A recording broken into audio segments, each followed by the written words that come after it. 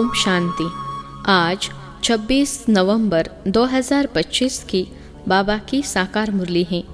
मुरली के महावाक्य हैं, मीठे बच्चे, तुम अभी वर्ल्ड सर्वेंट हो। तुम्हें किसी भी बात में देह अभिमान नहीं आना चाहिए।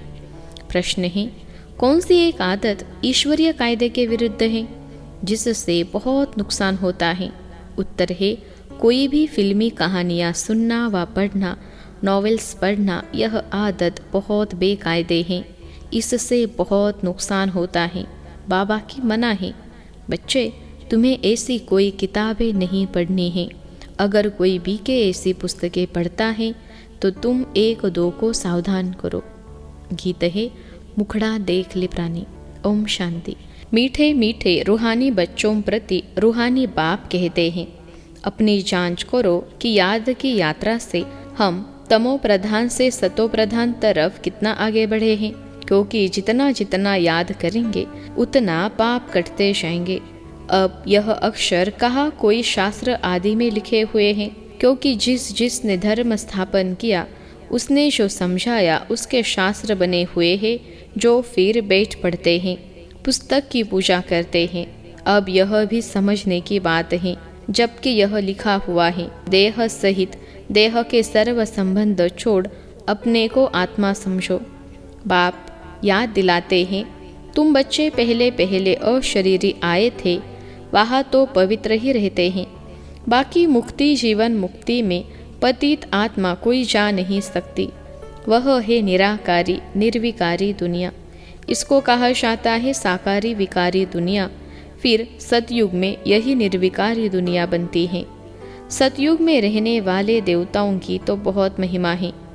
अब बच्चों को समझाया जाता है, अच्छी रीति धारण कर औरों को समझो।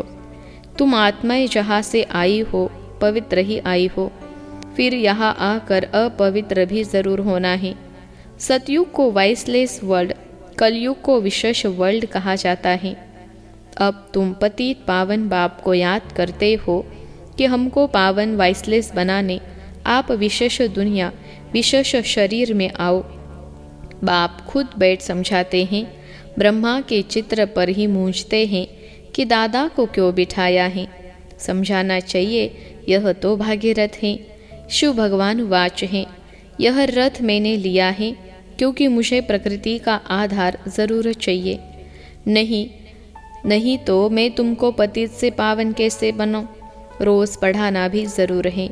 अब बाप तुम बच्चों को कहते हैं, अपने को आत्मा समझ मामेकम याद करो। सभी आत्माओं को अपने बाप को याद करना है। श्री कृष्ण को सभी आत्माओं का बाप नहीं कहेंगे, उनको तो अपना शरीर है। तो यह बाप बहुत सहज समझाते हैं।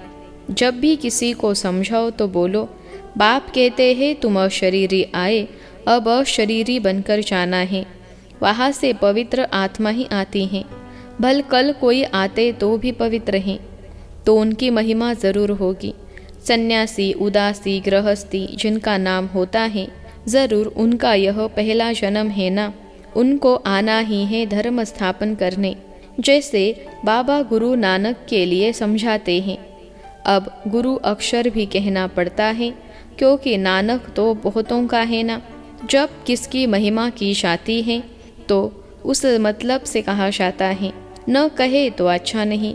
वास्तव में बच्चों को समझाया है, गुरु कोई भी है नहीं सिवा एक के, जिसके नाम पर ही गाते हैं सदगुरु अकाल।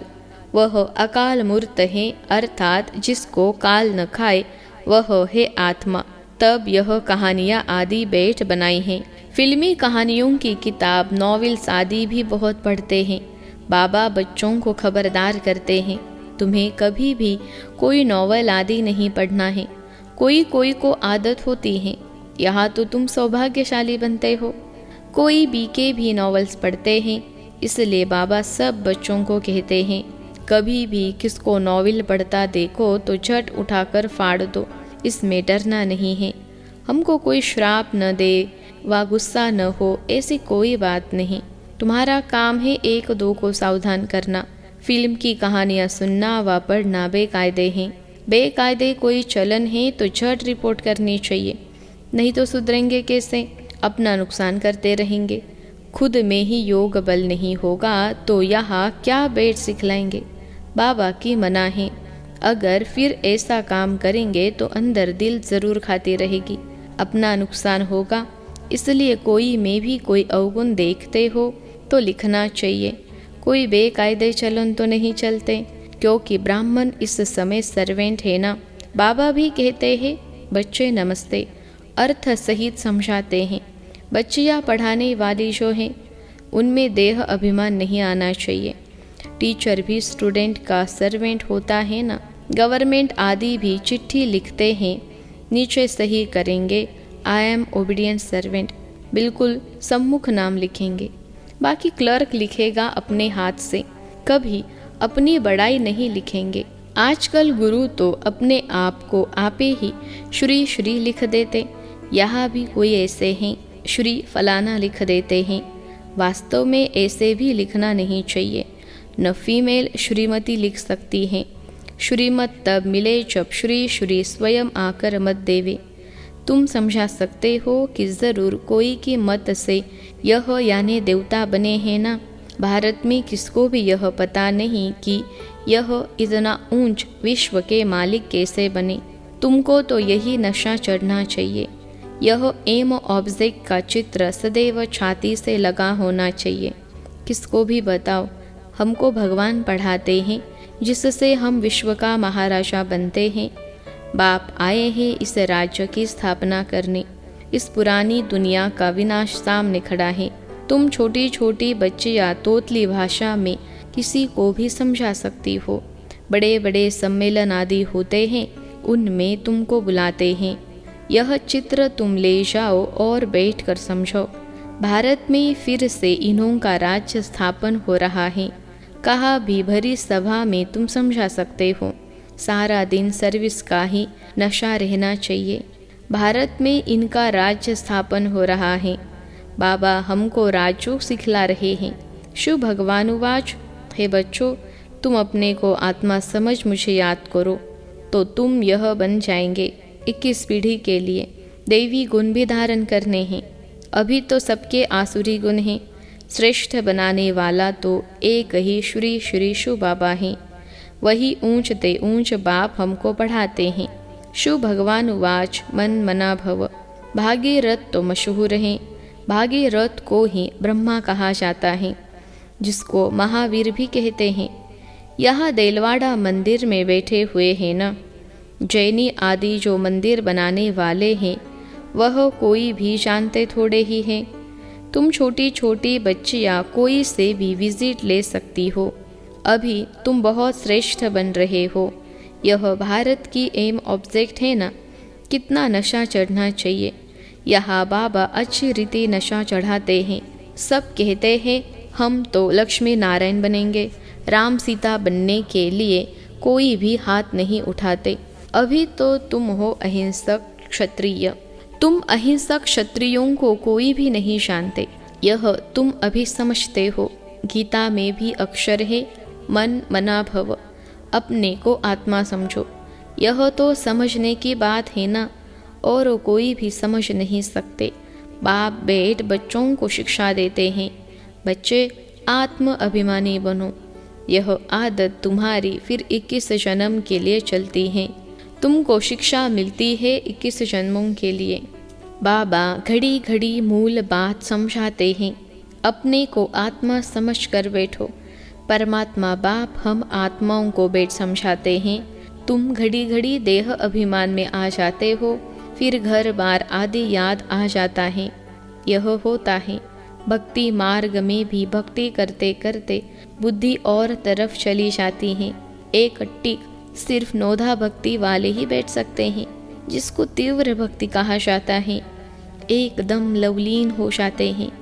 तुम जैसे याद में बैठते हो तो कोई समय एकदम अशरीरी बन जाते हो। जो अच्छे बच्चे होंगे वही ऐसी अवस्था में बैठेंगे। देह का भान निकल जाएगा। अशरीरी हो उस मस्ती में बैठे रहेंगे। यह आदत बढ़ जाएगी। सन्यासी है तत्वज्ञानी व ब्रह्मज्ञानी। वह कहते हैं हम लीन हो जाएंगे। यह पुराना शरीर छोड़ ब्रह्म तत्व में लीन हो जाएंगे। सबका अपना अपना धर्म है ना, कोई भी दूसरे धर्म को नहीं मानते हैं। आदि सनातन देवी देवता धर्म वाले भी तमो प्रधान बन गए हैं। गीता का भगवान कब आया था, गीता का युग कब आया था, कोई भी नहीं जानते। तुम जानते हो, इस संगम युग पर ही बाप आकर राजयोग सिखलाते हैं, तमो प्रधान से सतो प्रधान बनाते हैं। भारत की ही बात है, अनेक धर्म भी थे जरूर। गायन है एक धर्म की स्थापना, अनेक धर्मों का विनाश। सतयुग में था एक धर्म, अभी कलयुग में है अनेक धर्म। फिर एक धर्म की स्थापना होती है, एक धर्म था अभी नहीं है, बाकी सब खड़े हैं। बड़ के झाड़ का मिसाल भी बिल्कुल ठीक है, फाउंडेशन है नहीं, बाकी सारा झाड़ खड़ा है। वैसे इसमें भी देवी देवता धर्म है नहीं। आदि सनातन देवी देवता धर्म जो तना था वह अब प्राय लोप हो गया है। फिर से बाप स्थापना करते हैं। बाकी इतने सब धर्म तो पीछे आए हैं, फिर चक्र को रिपीट ज़रूर करना है। अर्थात पुरानी दुनिया से फिर नई दुनिया होनी है। नई दुनिया में इन्हों का राज्य था। तुम्हारे पास बड़े चित्र भी है, छोटे भी हैं। बड़ी चीज़ होगी तो देख कर पूछेंगे, यह क्या उठाया है? बोलो, हमने वह चीज़ उठाई है जिससे मनुष्य बेगर टू प्रिंस बन जाए। दिल में बड़ा उमंग, बड़ी खुशी रहनी चाहिए। हम आत्माएं भगवान के बच्चे हैं, आत्माओं को भगवान पढ़ाते हैं। बाबा हमको नयनों पर बिठाए ले जाएंगे। इस छी दुनिया में तो हमको रहने का नहीं है। आगे चल त्राही त्राही करेंगे, बात मत पूछो। करोड़ों मनुष्य मरते हैं, यह तो तुम बच्चों की बुद्धि में है। हम इन आँखों से जो देखते हैं यह कुछ भी रहना नहीं है। यहाँ तो मनुष्य है कांटों मिसल। सतयुग है फूलों का बगीचा, फिर हमारे नयन ही ठंडे हो जाएंगे। बगीचे में जाने से नयन ठंडे शीतल हो जाते हैं ना। तो तुम अभी पद्मा पदम भाग्यशाली बन रहे हो। ब्राह्मण जो बनते हैं उनके पाँव में पद्म हैं। तुम बच्चों को समझाना चाहिए, हम यह राज्य स्थापन कर रहे हैं, इसलिए बाबा ने बैज बनवाए हैं। सफ़ेद साड़ी पहनी हुई हो, बैज लगा हो, इससे स्वतः सेवा होती रहेगी। मनुष्य गाते हैं आत्मा परमात्मा अलग रहे बहुकाल, परंतु बहुत काल का अर्थ कोई भी समझते नहीं है। तुमको बाप ने बताया है कि बहुत काल अर्थात 5000 वर्ष के बाद तुम बच्चे बाप से मिलते हो। तुम यह भी जानते हो कि इस सृष्टि में सबसे नामी ग्रामी है यह राधे कृष्ण। यह सतयुग के फर्स्ट प्रिंसेस हैं। कभी किसके ख्याल में भी नहीं आएगा कि यह कहाँ से आए। सतयुग के आगे ज़रूर कलयुग होगा। उन्होंने क्या कर्म किए जो विश्व के मालिक बने? भारतवासी कोई इन्हों को विश्व का मालिक नहीं समझते हैं। इनका जब राज्य था तो भारत में और कोई धर्म था नहीं। अभी तुम बच्चे जानते हो, बाप हमको राजयोग सिखा रहे हैं। हमारी एम ऑब्जेक्ट यह है। भल मंदिरों में उन्हों के चित्र आदि हैं, परंतु यह थोड़े ही समझते हैं कि इस समय यह स्थापना हो रही है। तुम्हारे में भी नंबरवार समझते हैं, कोई तो बिल्कुल ही भूल जाते हैं। चलन ऐसी होती है जैसे पहले थी। यहाँ समझते तो बहुत अच्छा है, यहाँ से बाहर निकले खलास। सर्विस का शौक रहना चाहिए। सबको यह पैगाम देने की युक्ति रचे। मेहनत करनी है, नशे से बतानी चाहिए। शुभ बाबा कहते हैं, मुझे याद करो तो पाप मिट जाएंगे। हम एक शुभ बाबा के सिवाय और किसको याद नहीं करते हैं। अच्छा, मीठे मीठे सिखलते बच्चों प्रति माता पिता बाप दादा का याद प्यार और गुड मॉर्निंग। रूहानी बाप की रूहानी बच्चों को नमस्ते। हम रूहानी बच्चों की सिखलते रूहानी माता पिता बाप दादा को याद प्यार, गुड मॉर्निंग और नमस्ते। धारणा के लिए मुख्य सार। पहली पॉइंट है, एम ऑब्जेक्ट का चित्र सदा साथ रखना है। नशा रहे कि अभी हम श्रीमत पर विश्व का मालिक बन रहे हैं।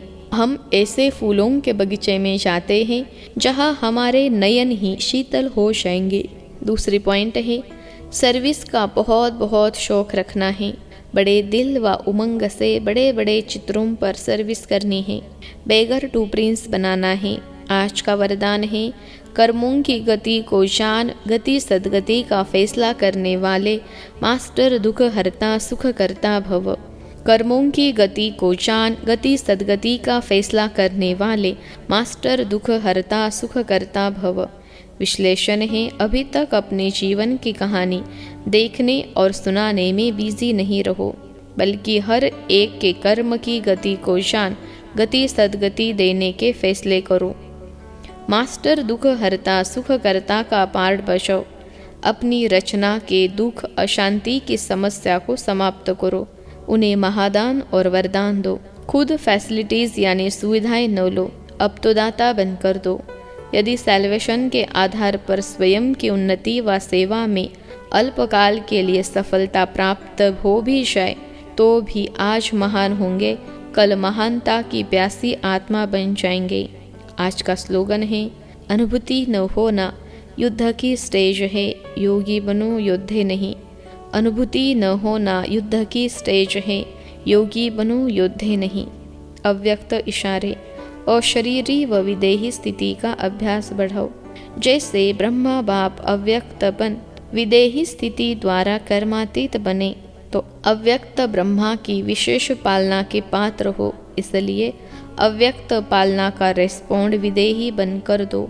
सेवा और स्थिति का बैलेंस रखो। विदेही माना देह से न्यारा। स्वभाव संस्कार कमजोरियाँ सब देह के साथ हैं, और देह से न्यारा हो गया तो सबसे न्यारा हो गया। इसलिए यह ड्रिल बहुत सहयोग देगी। इसमें कंट्रोलिंग पावर चाहिए। अच्छा, ओम शांति।